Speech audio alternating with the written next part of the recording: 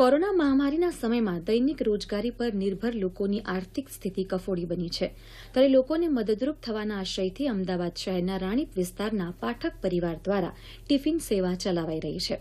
છેલ્લા 3 મહિનાથી પાઠક પરિવાર જરૂરિયાતમંદ લોકોને નિઃશુલ્ક દરે તેમજ હોમ ક્વોરન્ટાઇન હોય તેવા દર્દીઓને નજીવા દરે ટિફિનનું વિતરણ કરે છે। આજે વિશ્વ પરિવાર દિવસ છે ત્યારે પાઠક પરિવારના 5 સભ્યો સાથે મળીને સેવાનું આ ભગીરથ કાર્ય કરી સાચા અર્થમાં પરિવાર દિવસ ઉજવી રહ્યા છે।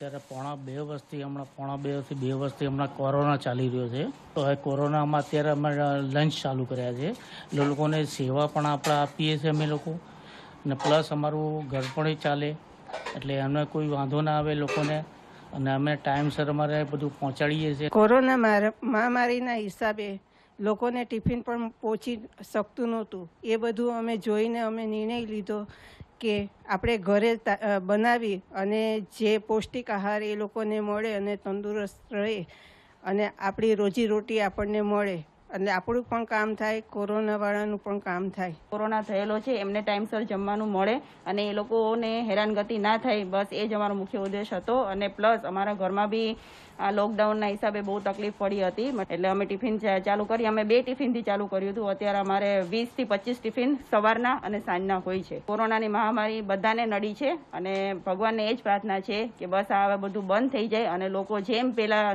નોર્મલ હતા એવી રીતના નોર્મલ થઈ જાય। ટિફિન એમના ઘરેથી આવતું હતું, મારા મિસ્ટર માટે પણ આવતું હતું। શુદ્ધ અને સાત્વિક સારું ભોજન બનાવે છે અને ખૂબ બધાની સેવા કરે છે અને સવાર સાંજ ગરમ ગરમ ટિફિન પહોંચતું કરે છે અને એમને ખૂબ બધાના આશીર્વાદ મળે અને અમે મેસેજ આપીએ છીએ જેવું આ લોકો સેવા કરે છે તમે પણ બધા સેવા કરતા જાઓ સમાજને।